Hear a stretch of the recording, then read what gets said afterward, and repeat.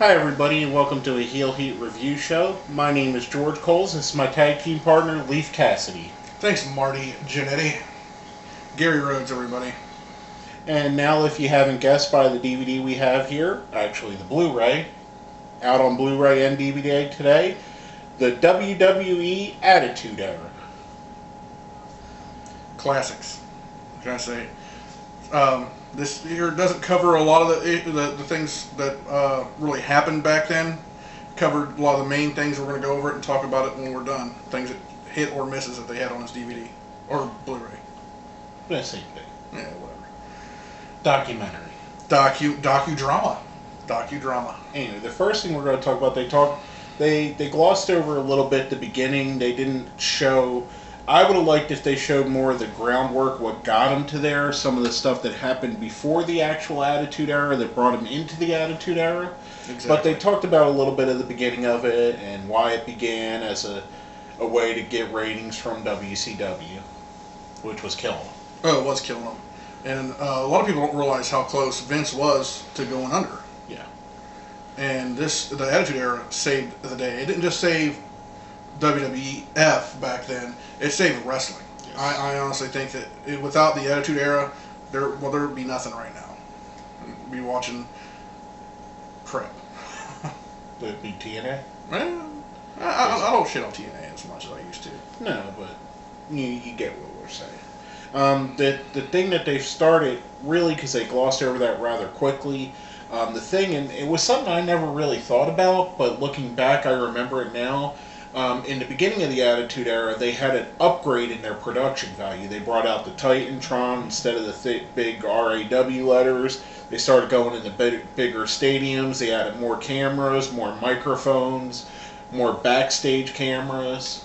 Yeah, and after they updated all that, Shawn and Hunter got together and formed DX. And it goes into probably one of the more in-depth pieces of the DVD or Blu-ray documentary. Docudrama. Was the DX segment where they talk about the Shawn and Hunter incarnation plus the DX Army incarnation with the Road Dogg and Chyna and X-Pac and Billy Gunn as well. It carries that on for about 5 minutes or so. They give a real good piece of their history. Not too much though, because they covered it on other DVDs. Oh, numerous DVDs. With Shawn and Hunter together, they were just, I don't know if you remember the original. Too sweet. Exactly. Yeah, they ushered in the Attitude Era, and that's one thing they didn't really talk about too much is how DX really ushered it in. Then Austin took over. Well, I mean, and a guy that doesn't get a lot of credit because he was critical was Bret Hart, but he was doing a lot of really revolutionary stuff just before what you would call the actual Attitude Era started. I mean, he was crapping on America. I mean, Bret was doing his part too. He was not a missing cog. No. And that's one thing they didn't really go over with that either too. But then, like I said, then they got into the Austin Era, and that's pretty much the Austin Era is the Attitude Era. Yeah, basically, and they covered him. He was a longer segment. They talked about Austin. Some of the stuff was recycled between what was the one he just come out with, the Bottom Line, because Stone Cold said so. Whatever the DVD he came out with earlier this year, they recycled a lot of that footage into this. Nothing you haven't seen on any DVD or documentary before. If you're not familiar with the Attitude Era, you can watch it here, but it's mostly recycled stuff on that part. Yes. Then it went into like with a lot of the other main characters in that were in the storylines. The Vince, the Ministry, Kane's debut. Kane's debut didn't really get the hype it deserved. I mean, that was a pretty impressive debut. Yeah, and it's built one of the guys who 15 years later is still a huge star in the business, and that's where he's the tag team champion. I am the tag team champion. I'm the tag team champions. I am Heel Heat. I am Heel Heat. I'm Goat Face. You're Scrote Face. You're Scrote Face. Anyways, and they did cover one thing I didn't figure they'd cover. One of the worst parts of the Attitude Era, the Brawl for All. Yeah. And they pointed a finger right to Vinny Russo on that one, didn't they? Well, JBL basically said this was Vince Russo's idea, and they all admit everybody thought it was a great idea at the time. If you look at it on paper right now, it'd be a good idea. But I just don't. They said it themselves. Who would have known that Bart Gunn was so goddamn tough? Well, I mean, he was knocking guys out with like single punches, man. Yeah. I mean, it was awesome. But a ton of guys got injured in it. I think Dr. Death Steve Williams, who was supposed to be the guy that won it, or who they thought they would win, got injured. Bart Gunn got injured in the match with Butterbean. Oh, yeah. Mark Mero got injured. Savio Vega got injured. A bunch of the guys got legitimate injuries off of this crappy little segment to them try and bring a little bit of UFC into their fold. You know, it was a terrible part of the era. And I got this next one covered. You've got this next one covered. Good God, do you? My absolute favorite wrestler of all time. They talked about him in quite length on here, Mick Foley. Mick Foley is awesome. They didn't cover him quite as much as they should have. Him and The Rock, they barely even touched. That's what I was thinking about. Is they didn't really hardly talk about The Rock. They talked about him in other people's storylines during this documentary, but they didn't fully. They gave a little bit more time. They talked about his bumps at Hell in a Cell, him basically creating the hardcore division, all the crazy stuff that Mick did, all the comedy he brought in too. Yeah, and also around that time is when they talked about the hardcore championship. Where JBL actually, well, on this he says he brought it up. He wanted some kind of a hardcore division, and that's what we ended up getting. Yeah. And Foley, even in this, to his credit, he wasn't putting himself over. He said, I did all this stuff, but I knew there was someone that was going to do it better and more athletic, and that's what led us to the TLC matches. And what can you not say about the TLC matches? The only thing they didn't mention, and I'm surprised you weren't pissed about it, is they didn't mention the Dudleys as much. No, they kind of shit on the Dudley boys. They said Edge and Christian versus the Hardy Boys, but the Dudleys, they did say they brought the tables aspect in, but they didn't cover them as much. I'm guessing more so because they're in TNA right now that they didn't give them the proper respect they deserve. What do you think maybe the reason they didn't is because they didn't come to Vince, they re-signed with TNA? It's possible, but they did mention, how these were a next evolution in the game. They were. I mean, that's another guy they didn't talk much about the game. Other than the DX stuff, they didn't bring up Triple H as much. He was just as big a part of it as Austin and The Rock. The next thing I was really happy they talked about, the quality of the Divas matches that they were putting on at the time, which blows away the Divas and Knockouts division that either company has right now. I mean, you had some of the best of all time: Chyna, Trish Stratus, Lita, Sable. Sable wasn't a great wrestler, but she was a great diva. She was a great diva. And Sunny. Sunny was out there. I mean, you had other great wrestlers: Ivory, Jackie, Victoria. Now, speaking of women, the next thing they brought up was the Godfather and Val Venus. And he said, well, you couldn't have these two without women around them. The hoes! And Val Venus and his stripper gimmick. And they did make a great point. And Mick Foley's the one that brought it up on the DVD. He said he thinks that they took more away from the product than they did. They didn't bring as many fans in as much heat as they took. They lost sponsors because of these gimmicks, and they took a lot of heat. And another person, I forget who said, I think it was JBL, mentioned that they were at this era they were aiming for the 24 to 35 male gimmick or male demographic, and that's what this fed into. And I at that time, I think, when the Attitude Era, when they say it started, was 97. I was 20 years old. You were 19, right? Yeah. I was 20 years old when the Attitude Era started, even though I think it started before they give it credit to.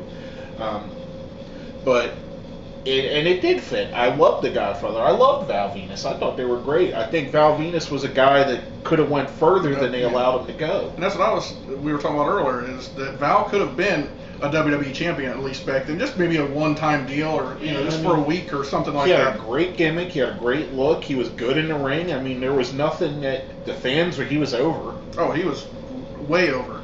He was white hot. That's the hottest. That's the hottest, son. Stole that from the Eden. Did you? Yeah.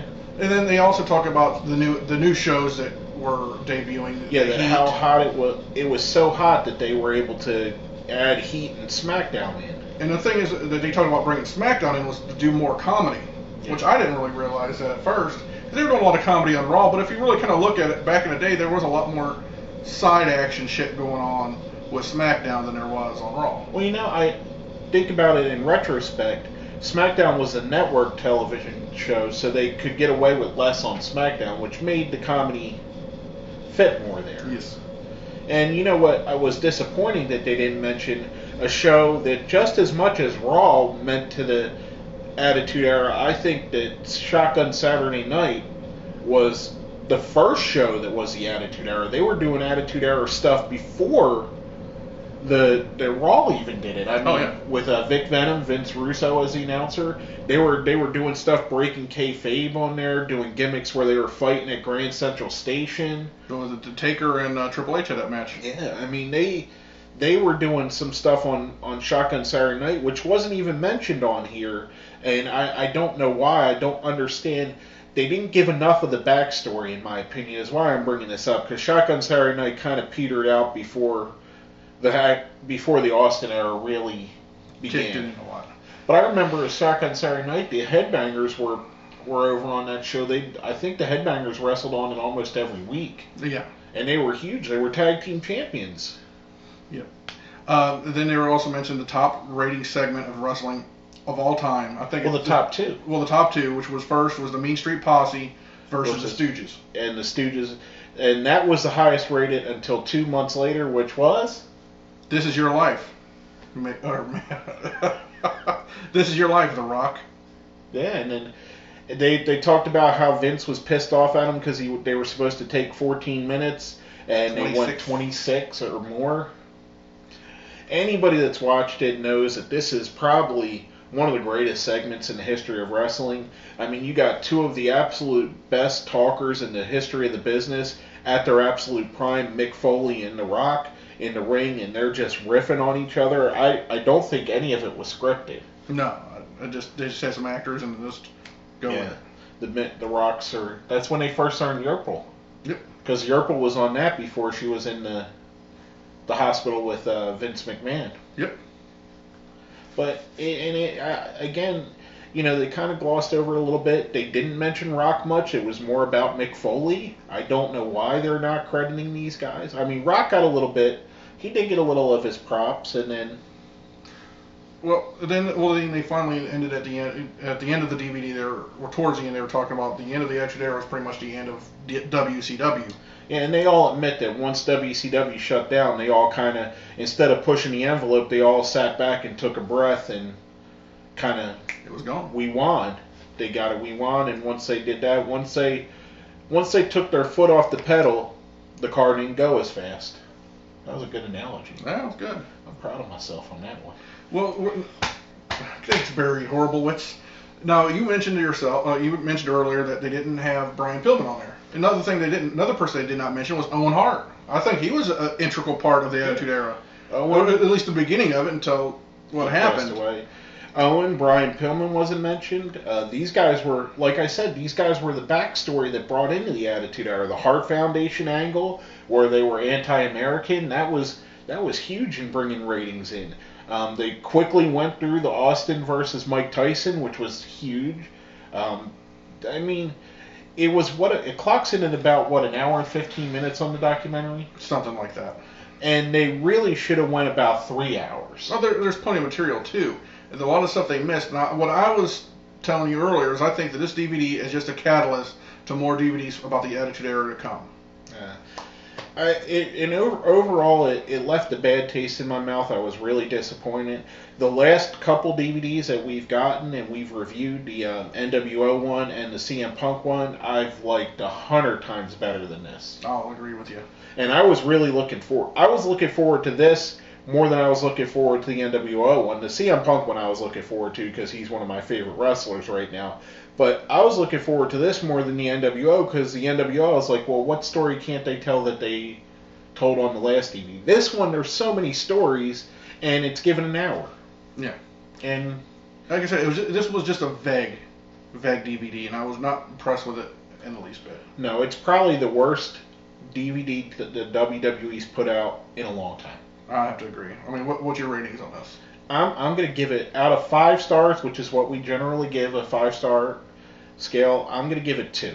And the only reason I'm giving it 2 is because of all the extras that you got on there and all the little bit that it does show. I'm going to be a little bit more generous. I'm going to give you 2, I'm going to give it 2.5.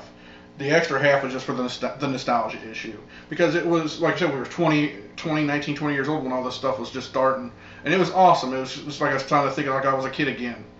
And I just really wasn't that impressed. No, they could have done so much more with this that they didn't.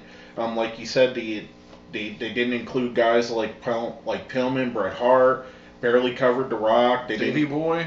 Because he went back twice. They did. I will admit they did bring up the Bossman and Big Show angle, which we forgot to talk about on here. Oh, yeah. Which I thought I really liked. That was one of my favorites.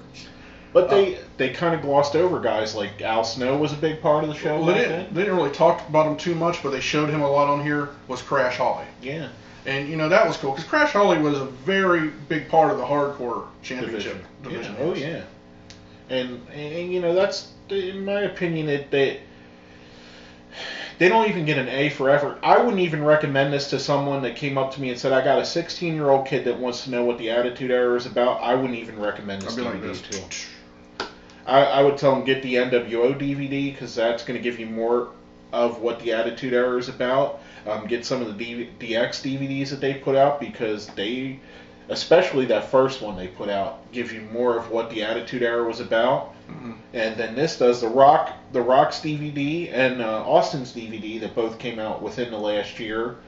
Both talk about it more and are more in depth about what the Attitude Era is than this DVD is. So I want to know, more of the backstage stuff and stuff like that. I mean, they went over a teeny bit of it, but there was so many backstage stories that happened back then. Goldust was a guy they barely even covered. A lot of the main gimmicks they didn't really touch on. I mean, I really, like I said, I'm just disappointed in it. Yeah, overall, it's underwhelming. I would not recommend buying it. It might be decent if you absolutely Netflix. If you absolutely want to see the extras, buy it for the extras. Do not buy this for the documentary. It's not worth it. No. Anything else you want to add? That's pretty much all I got. That's it for me. I'm Gary Rhodes. And I'm George Coles, and this has been a Heel Heat Review.